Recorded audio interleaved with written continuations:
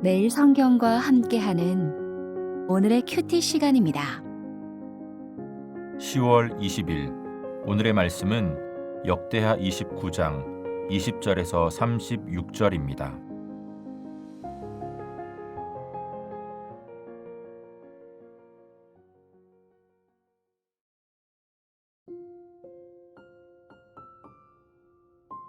히스기야 왕이 일찍이 일어나 성읍의 귀인들을 모아 여호와의 전에 올라가서 숫송아지 7마리와 순양 7마리와 어린 양 7마리와 순염소 7마리를 끌어다가 나라와 성소와 유다를 위하여 속죄 제물로 삼고 아론의 자손 제사장들을 명령하여 여호와의 제단에 드리게 하니 이에 숫소를 잡음에 제사장들이 그 피를 받아 제단에 뿌리고 또 순양들을 잡음에 그 피를 제단에 뿌리고 또 어린 양들을 잡음에 그 피를 제단에 뿌리고 이에 속죄 제물로 드릴 순염소들을 왕과 회중 앞으로 끌어오매 그들이 그 위에 안수하고 제사장들이 잡아 그 피를 속죄제로 삼아 제단에 드려 온 이스라엘을 위하여 속죄하니 이는 왕이 명령하여 온 이스라엘을 위하여 번제와 속죄제를 드리게 하였음이더라.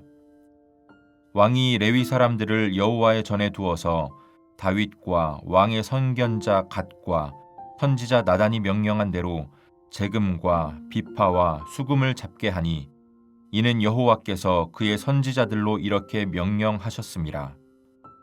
레위 사람은 다윗의 악기를 잡고 제사장은 나팔을 잡고 섬에 히스기야가 명령하여 번제를 제단에 드릴세 번제 드리기를 시작하는 동시에 여호와의 시로 노래하고 나팔을 불며 이스라엘 왕 다윗의 악기를 울리고 온 회중이 경배하며 노래하는 자들은 노래하고 나팔 부는 자들은 나팔을 불어 번제를 마치기까지 이르니라.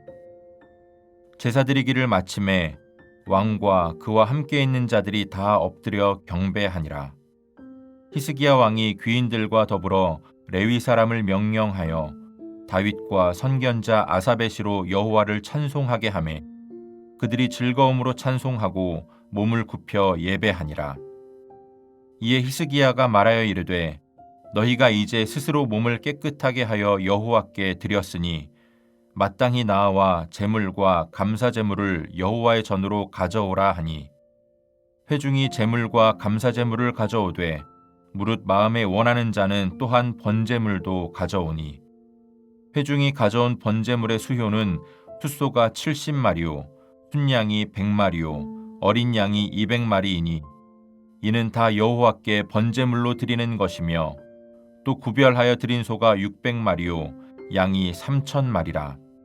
그런데 제사장이 부족하여 그 모든 번제 짐승들의 가죽을 능히 벗기지 못하는 고로 그의 형제 레위 사람들이 그 일을 마치기까지 돕고 다른 제사장들이 성결하게 하기까지 기다렸으니 이는 레위 사람들의 성결하게 함이 제사장들보다 성심이 있었음이라.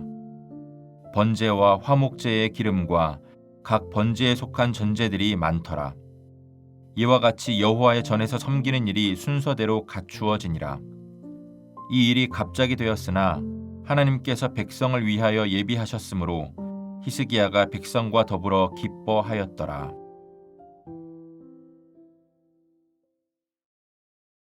이사야서 42장 8절에 나는 여호와이니 이는 내 이름이라. 나는 내 영광을 다른 자에게 내 찬송을 우상에게 주지 아니하리라 라고 말씀하십니다. 하나님의 이름만 찬송하는 하루 되시길 예수님의 이름으로 축복합니다. 오늘 본문은 세 문단으로 나눌 수 있습니다. 20절부터 24절까지는 제사의 회복, 25절부터 30절까지는 찬양의 회복, 31절부터 36절까지는 헌신의 회복입니다. 본문의 내용입니다. 먼저 20절부터 24절까지 내용입니다. 닫힌 성전의 문이 열리고 성전 정화가 끝나자 히스기야 왕은 기다렸다는 듯이 이른 아침에 성읍의 기인들과 함께 성전에 올라갑니다. 왕은 아론의 혈통을 이어받은 제사장들에게 정화된 성전에서 제사를 드릴 것을 명령합니다. 숫송아지 7마리, 순양 7마리, 어린 양 7마리, 순염소 7마리가 속죄제물로 드려집니다. 제사장들은 제물의 피를 제단에 뿌리는데 이 제단은 아하스 왕 때 들여온 다메섹 신들의 제단이 아니라 여호와의 제단입니다.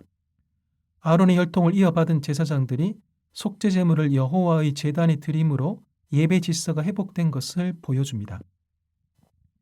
다음으로 25절부터 30절까지 내용입니다. 히스기야 왕은 하나님께서 선견자 각과 선지자 나단을 통해 다윗 왕 때 세운 체계대로 레위 사람들을 세워 제금과 비파와 수금을 연주하게 합니다. 레위 사람과 제사장은 번제를 드릴 때 여호와의 시로 노래하고 나팔을 불며 악기를 연주해야 합니다. 회중의 경배와 성가대의 찬양과 연주자들의 연주는 번제를 마칠 때까지 계속됩니다. 제사가 끝나도 왕과 회중의 하나님을 향한 경배는 계속됩니다. 몸을 엎드리기도 하고 굽히기도 하면서 왕과 기인들은 다윗과 아삽의 시로 하나님을 즐거이 찬송합니다. 제사도 회복되고 찬양과 경배도 회복됩니다. 성전을 성결케 하여 하나님의 언약 백성으로 살게 하겠다는 히스기야 왕의 결단이 온 유다의 기쁨의 열매를 맺습니다. 마지막으로 31절부터 36절까지 내용입니다. 히스기야 왕은 회중에게 제물을 성전으로 가져오라고 합니다. 회중이 적극적으로 동참합니다. 회중이 드린 번제물은 숫소가 70마리, 순양이 100마리, 어린 양이 200마리이고 번제물과 달리 별도로 구별하여 소 600마리, 양 3000마리를 드립니다. 정결의식을 마친 제사장만으로는 제물의 가죽을 제거하는 일을 다 감당할 수 없을 정도로 회중이 드린 짐승이 많습니다. 정결의식을 마친 제사장들이 보강될 때까지 레위 사람들이 제물 잡는 일을 돕습니다. 성전 정화와 그에 따른 제사가 갑작스럽게 시작되어서 생긴 일이지만 레위인들을 준비시키신 하나님의 역사로 인해 백성의 기쁨은 계속됩니다. 오늘 본문에서 눈여겨볼 장면이 있습니다. 회복의 장면마다 히스기야 왕이 명령을 내린다라는 것입니다. 왕은 아론의 자손 제사장들에게 이스라엘을 위해 번제와 속죄제를 드리라고 명령하고 레위 사람들에게 번제를 드릴 때 노래와 악기로 찬양하라고 명령하고 회중에게는 제물을 바치라고 명령합니다. 히스기야 왕의 명령은 자신의 유익을 위한 것이 아니라 하나님의 백성의 정체성 회복을 위한 것입니다. 왕의 명령으로 인해 제사 드리는 제사장, 찬양하는 레위인, 헌신하는 주의 백성이라는 너무나 당연하지만 오랫동안 잃어버렸던 정체성이 회복됩니다. 오늘 본문에서 하나님은 어떤 분이십니까? 우상이 가득하고 찬양이 사라진 자리를 경배와 기쁨의 자리로 바꾸십니다.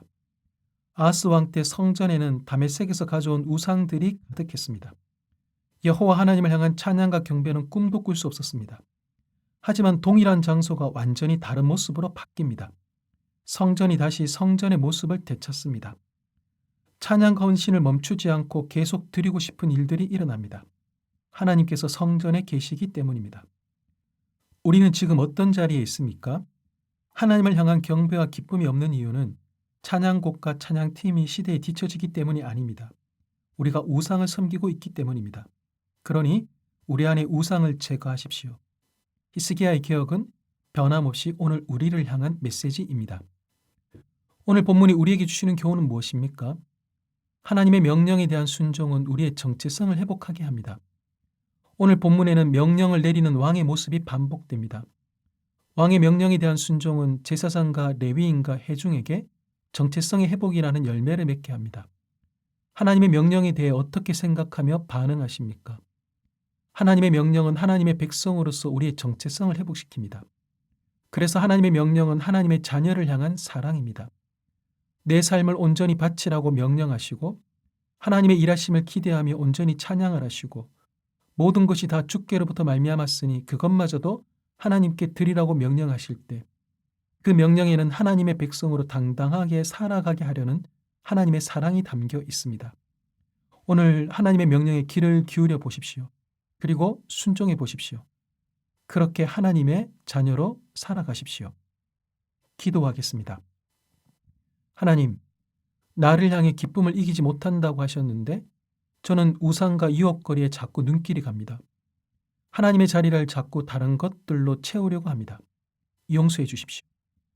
오늘 저의 삶에 찬양과 경배를 회복시키기 위해 하나님께서 명령하시는 것에 귀를 기울이겠습니다. 명령 그대로 순종하게 도와주십시오. 특별히 주변에 허락하신 권위자들을 통해 저에게 명령이 주어질 때도 적극적으로 순종하면서 저를 향한 주님의 일하심을 보게 하여 주옵소서. 예수님의 이름으로 기도합니다. 아멘.